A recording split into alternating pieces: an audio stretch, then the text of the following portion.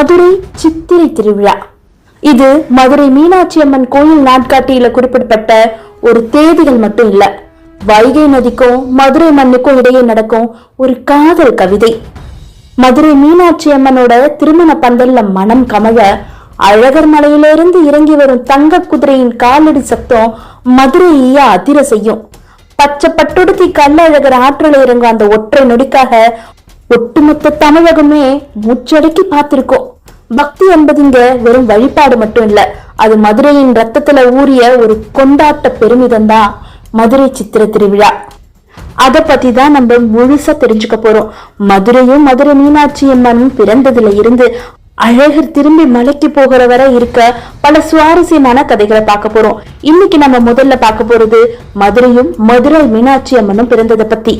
மதுரை மீனாட்சி அம்மன் பிறக்கும் பொழுதே ஏன் 3 தனங்கள், அதாவது 3 மார்பகங்களோட பிறந்தாங்க, அதனுடைய காரணம் என்ன, அதுல ஒரு மார்பகம் எப்படி மறைஞ்சிச்சுன்னு முதற்கொண்டு விளக்கமா பார்க்க போறோம். அதனால இந்த வீடியோவை ஸ்கிப் பண்ணாம பாருங்க. வாங்க கதைக்குள்ள போகலாம். மதுரை முதல்ல கடம்ப வனம் அப்படின்னு அழைக்கப்படும் ஒரு காடா இருந்துச்சு, அதாவது கடம்ப மரங்களோட வனம். ஒரு நாள் காட்டுல ஒரு விவசாயி இந்திரன் வந்து ஒரு சிவலிங்கத்தை வணங்கிட்டு போறத பாக்குறாரு. உடனே குலசேகர பாண்டிய மன்னன்ட்ட அந்த லிங்கத்தை பத்தி கூறுறாரு அந்த விவசாயி.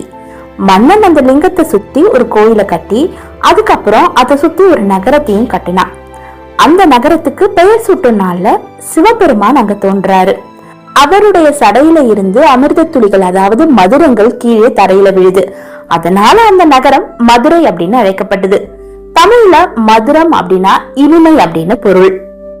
குலசேகர மன்னனுக்கு பிறகு அவருடைய மகன் மலையத்துவச்ச பாண்டியன் மன்னர் ஆகிறாரு. பல ஆண்டுகளா மலையத்துவச்சனுக்கும் அவருடைய மனைவி காஞ்சனாமாலைக்கும் குழந்தை இல்ல. இதுல இப்ப காஞ்சனாமாலை யாரு, ஏன் மீனாட்சி அம்மன் மலையத்துவச்சருக்கும் காஞ்சனாமாலைக்கும் வந்து குழந்தையா பிறக்கிறாங்க அப்படின்றத பாப்போம்.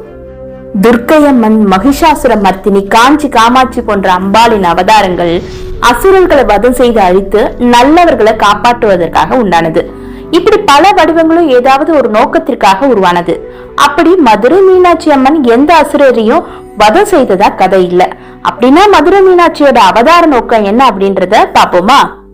கந்தர்வ லோகத்தை சேர்ந்த விஸ்வவாசு அப்படின்றவரு மிக சிறந்த சிவபக்தர். அவருக்கு வித்யாவதி அப்படின்ற மகள் பிறக்கிறாங்க. வித்யாவதி சின்ன வயசுல இருந்தே அம்பாள் மீது அளவு கடந்த பக்தி கொண்டவங்க. அவங்களுக்கு பூமியில உள்ள ஒரு புண்ணிய தலத்துல அருள் செய்யும் அம்பிகைய நேர்ல தரிசிக்க வேணும் அப்படின்ற ஆசை ஏற்பட்டுச்சு. அவங்களோட ஆசைய தன்னோட தந்தை கிட்ட வெளிப்படுத்தினாங்க. அவரும் கடம்பவனமாக இருந்த மதுரையில அருள் புரிந்த ஷியாமலா தேவிய வழிபடும்படி கூறுறாரு. அதன்படி பூமிக்கு வந்து ஷியாமலா தேவிய தரிசித்து வழிபட்டு வந்தாங்க வித்யாவதி. இந்த தலம் அவங்களுக்கு ரொம்பவே பிடிச்சிட்டதுனால இங்கேயே தங்கி அம்பிகைக்கு சேவை செய்ய ஆரம்பிக்கிறாங்க வித்யாவதி.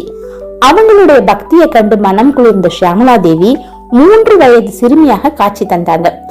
என்ன வரம் வேணும் அப்படின்னு வித்யாவதி கிட்ட குழந்தையாக காட்சி தந்த அம்பிகை கேட்க, குழந்தையாக காட்சி தந்த நீ எனக்கு மகளாக பிறக்கும் பாக்கியத்தை அருள வேண்டும் அப்படின்னு வேண்டுறாங்க வித்யாவதி.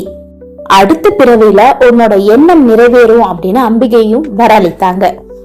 அடுத்த பிறவியில சூரியகுல மன்னனான சூரசேனனோட மகளா காஞ்சனாமாலையாக பிறந்து வளர்ந்தாங்க வித்யாவதி. இந்த பிறவியிலேயோ அம்பாள் மீது தீவிர பக்தி கொண்ட காஞ்சனாமாலைய ஏற்கனவே சொன்ன மாதிரி பாண்டிய மன்னனான மலையத்துவஜனுக்கு திருமணம் செய்து கொடுக்கறாங்க. நீண்ட காலமாகியும் குழந்தை இல்லாததால தனக்கு குழந்தை பாக்கியம் அருள்படி அம்பிகையிடம் வேண்டுறாங்க காஞ்சனாமாலை. அதே சமயம் மலையத்துவச்சரும் புத்திரகாமேஷ்டியாக நடத்துறாரு. யாகத்தோட முடிவுல யாக குண்டத்துல இருந்து 3 தனங்கள், அதாவது 3 மார்பகங்களோட கூடிய ஒரு அழகிய பெண் குழந்தை தோன்றுறாங்க. அவங்கதான் அம்மை மீனாட்சி. குழந்தை தோன்றியதும் அதை கண்டு சந்தோஷப்பட்ட இவங்க அவங்களுடைய தோற்றத்தை பார்த்ததும் மனமுடையறாங்க.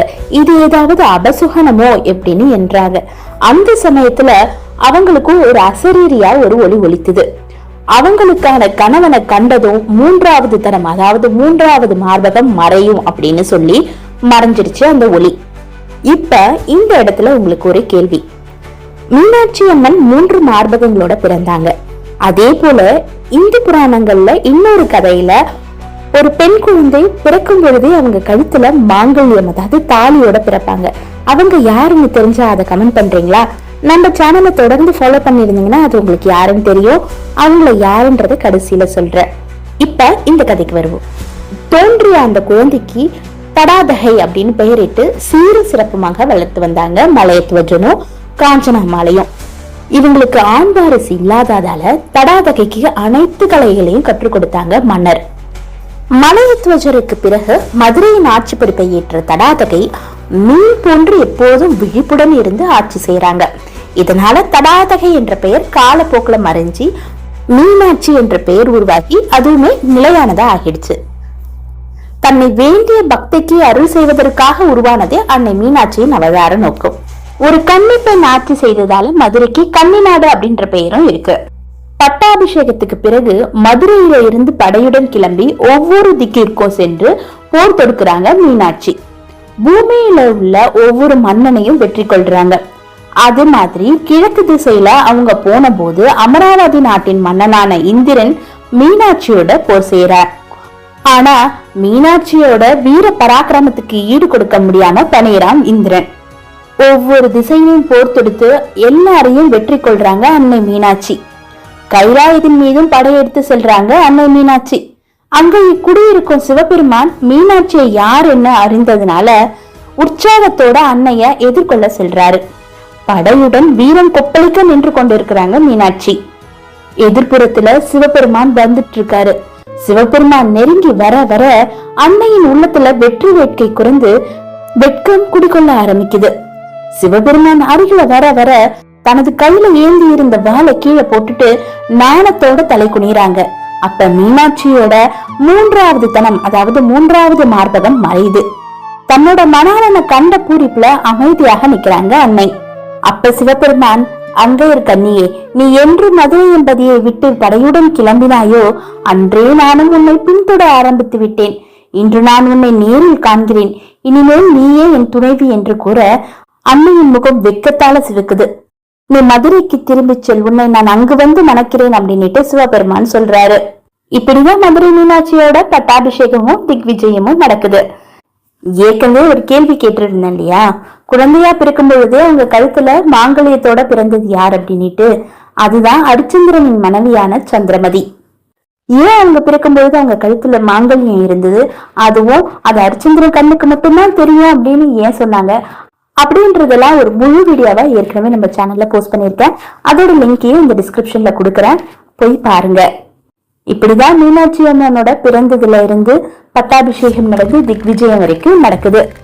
இதுக்கப்புறம் வர வீடியோக்கள்ல எப்படி மீனாட்சி சுந்தரேஸ்வரருக்கு திருக்கல்யாணம் நடக்குது, ஏன் மீனாட்சி அம்மன் பச்சை வண்ணத்துல இருக்கிறாங்க, அழகரோட வரலாறு என்ன, அவர் ஏன் கள்ளர் வேடம் இடுறாரு, மாசி மாதத்துல நடந்த மீனாட்சி சுந்தரேஸ்வரர் திருக்கல்யாணம் ஏன் சித்திரைக்கு மாற்றப்பட்டுச்சு, தேனூர்ல கள்ளழகர் ஆற்றுல இறங்குறது எப்படி மதுரைக்கு மாற்றப்பட்டுச்சு, அதுக்கு பின்னாடி இருக்க வரலாற்று உண்மைகள் என்ன, மீனாட்சி அம்மன் ஏன் பச்சை கலர்ல இருக்கிறாங்க, மீனாட்சி அம்மன் செய்த அற்புதங்கள் என்ன, திருவிளையாடல்கள் என்ன அப்படின்னு பல பதிவுகளை பார்க்க போறோம். அதெல்லாம் தொடர்ந்து பார்க்க இந்த சேனலை மறக்காம சப்ஸ்கிரைப் பண்ணி வச்சுட்டு பெல் ஐக்கானையும் பிரஸ் பண்ணி வச்சிடுங்க. அப்பதான் நான் போடுற அடுத்த வீடியோ உங்களுக்கு வரும். இந்த கதை பிடிச்சிருந்ததுன்னா லைக் பண்ணி மற்ற உங்களோட நண்பர்களுக்கும் உறவினர்களுக்கும் ஷேர் பண்ணுங்க. இது மற்றவங்களுக்கும் தெரியட்டும். நன்றி, வணக்கம்.